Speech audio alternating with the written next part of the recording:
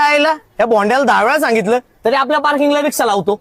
यायला सोन्या आज याला आडूच.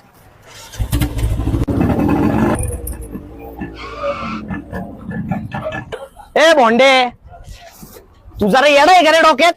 तुला 10 वेळा सांगितलं ती पार्किंग आमची आहे. तुला कळत नाही का एकदा सांगितलेलं? मी तिथंच लावणार, मी रिक्षा तिथंच लावणार. ए सोन्या थांब रे. ए पुढचं बोलतो का? ए काय चाललंय रे? कशाला मारताय त्याला? ए तुला काय करायचं?